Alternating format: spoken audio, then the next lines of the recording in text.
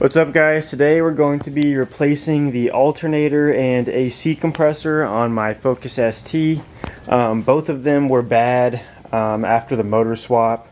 I assume just from the car sitting for almost 2 years.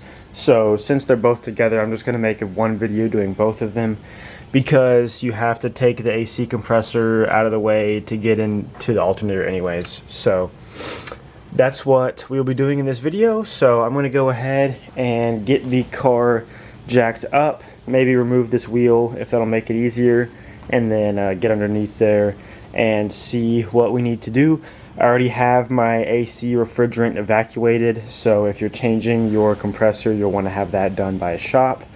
And then if you are just doing your alternator, you don't actually have to fully remove the AC compressor and have to recharge it. You can just move it out of the way, but I am going to be taking it fully off because I have to anyways. So I'm going to go ahead and get started on that. I got a Motorcraft alternator because it was the most expensive one on Rock Auto, but it wasn't that much more expensive than other reputable brands. And they got a 4 Seasons AC compressor, and then I also picked up these AC gasket washer things if I end up needing them, which I think I do. But I also got an expansion valve and dryer, but I don't even know where or how to replace those, so I'm probably not going to bother with it. But yeah, let's go ahead and get everything out of the way and get started. The first step is going to be disconnecting your battery, because we're working with the alternator, so you want to make sure the battery is disconnected. And then for getting off the alternator belt, we'll just take a 15mm wrench, put it on this nut here, not that way, this way, and then you can push and it will release the belt. You can also put a ratchet in the back there, but it doesn't fit. My ratchets don't fit. And then you can take this out and that will get the alternator belt off. Now, the AC belt is not near as easy. You're going to need one of these stretch belt tools. This camera is terrible at focusing. Which you'll put in, like in between here, for example. And then you will use a wrench or socket or ratchet or whatever, and turn the motor, and then this will remove the belt. And then you do it the opposite way. Use a tool for putting it on to put the belt on. So that's what that is for and how you do that. You can also cut the belt, but you're going to need a way to put it back on. So that's how I did it whenever I had my motor swap. So that's what I will be doing. And then once the belts are removed, we can pretty much just start ripping stuff out of there. The AC compressor is held in by 3 13mm bolts, and then we also just got to unplug the sensor and then disconnect the lines, and should be easy to get out of there. I got the AC compressor out. It was actually really easy to remove. You'll want to remove this charge pipe to get a little bit more room in there. It makes it a lot easier. It's just 2 of the worm gear clamps. If you have the OEM ones, you can get off with a flathead. I just reached in here with the stubby one and loosened up that clamp right in there. And then you just loosen up the one on this side of the intercooler, pull it out of the way. Make sure that you unplug the sensor on the compressor before you take it off. And then you've got the 2 line attachments, where are those? Right here. For the AC lines, those are also really easy to get off. I just used a 1/2 inch box wrench and loosened them off, and they came off really easily. And when taking the belt off, I just used a 21mm socket on this ratchet with the remove stretch belt tool. You can also, there's like some zip tie tricks and stuff you can do. And then I have the install tool here if I want to put it back on. And then yeah, I just used a 13mm socket on an impact to zap the AC compressor off. Super easy.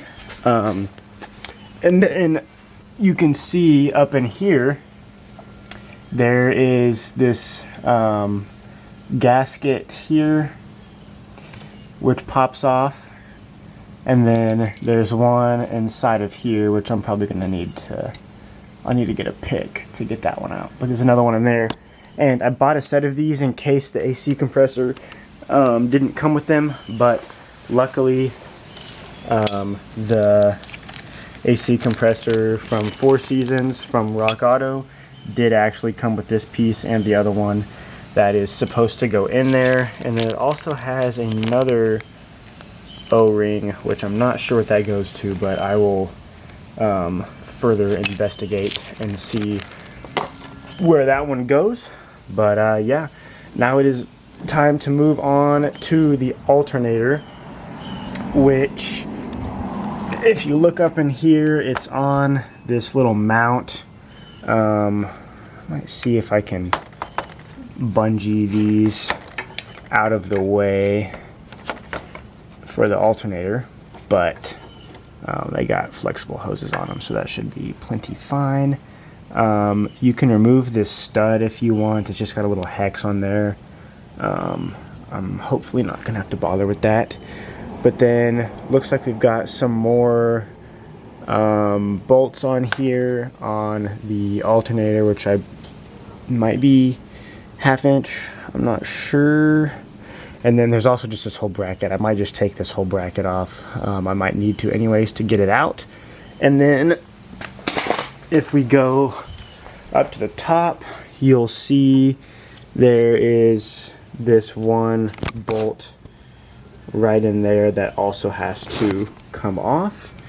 And I believe that is it. You also have right here, you'll have the cable that you need to get in there and get this nut off for the power cable, and then it should be good to come out. So old alternator is out. Pretty easy to do. Just the 10 mil here, and then the one at the top, and then also this one. It'll come out with this bracket. So I am going to unbolt the bracket here, which I believe, yes, is also 10 mil. So I'm just going to swap the bracket over, throw the alternator back up in there, make sure to get the positive cable on really tight.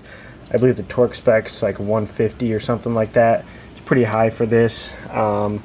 And then once that is on, get it plugged in, and then we'll throw the compressor in. So the alternator is up inside of there. It was really easy to put back in. Just got it all bolted back, bolted it to that bracket, then hung it on the stud. Make sure that the little like aligning rings inside here, and then there's one up at the top, are seated right, and then just tighten it down. And then I tightened down the positive wire to the back there, and then made sure it's plugged in, so it's good to go. And now we are ready to install the AC compressor. Whenever you'll get it, there's this sticker that's over this port right here, and it will say the compressor is pre-charged with 3 ounces of oil, and then to add the oil there. And the Focus ST calls for 6.8 ounces of oil, which you'll see on the plastic piece that'll go right here. If you have a bumper on your car, I don't right now because I'm going to be building a chassis mounted splitter, but that's what that says. So I have some of this PAG 46 and UV dye, which I'm going to use the UV dye, so that will let you know in the future if you have any leaks where it's leaking from. So I'm going to go ahead and fill this port up. I just use a flathead screwdriver to move a little piece of plastic that was in the way down there. I assume it's some sort of valve or something. And then I'm going to use a small funnel and add the correct amount of dye so that it is about 6.8 ounces of oil that's in here. And then I will move on to putting on these the gaskets here, which I'll see which way is probably easier to show you.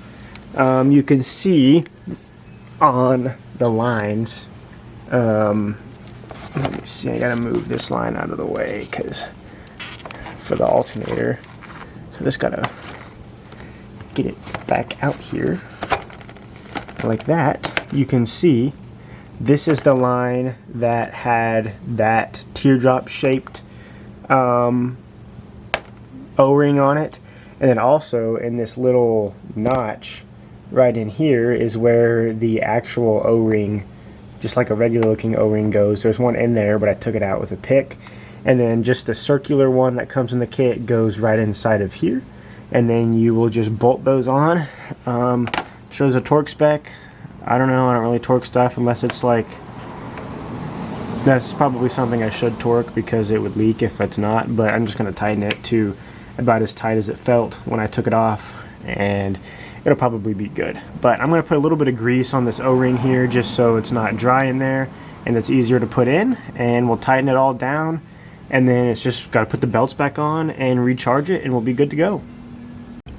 The AC compressor is in, the belts are also on, and so are the hoses. Wasn't too bad to get up in there, and I also got the intercooler charge pipe back on, and it is good to go. I turned the motor by hand a few times to make sure the belts are on there, all good to go. We can take a look underneath. You can see what everything looks like, but I just got the mounts impacted on, tightened down the charge pipe real good. Make sure you get these tight because they can blow off. Ask me how I know. And then the new gaskets are put on and the bolts for the lines, and yeah, sensors plugged in for both of the alternator and the AC compressors, so we are all good to go. You can see there they are in there. Get myself a little screenshot for the thumbnail, but yeah, nice shiny new silver ones in there. Just reused the same belts because I just replaced these belts when I did my motor swap, but I just used the belt stretch tool, made it nice and easy, and then I used the tensioner up at the top to put the alternator belt on. So it's all good to go. I'm going to take the 4Runner to Walmart and also O'Reilly's because I'm going to rent a vacuum pump for the AC, for refilling the AC, and then I got to go grab some Freon, and I'm going to go check the bumper to see the exact amount it needs before I buy it, and then we're going to put it all in there. I already got this thing oiled up, so it is ready to go. So I will show you guys how to recharge your AC properly after this. So I apologize, I decided not to show you how to recharge your AC system because I'm not an expert, and I'm definitely not the person to tell you how to do that, because I was having trouble with it. I have this AC manifold gauge set. I evacuated it with this vacuum pump I rented, and then I ended up using just a can of that thing because this wouldn't work because it came with a really cheap little bottle connector thing, but whatever, it works. The AC is cold now, so the compressor was the issue, and it is now fixed. So there's that. Also, the alternator works. The battery light is now off. I have some other lights on still that were there before, which I guess are coming from some electrical gremlin or something. So I have no power steering, no ABS, no traction control. The trunk won't open for some reason. So there's some weird electrical something going on. But yeah, I'll have to dig into that tomorrow and see what I can't find. But that's pretty much it for this video. Please leave a like and subscribe and follow me on Instagram at Nickjoenap, and I will see you in the next video.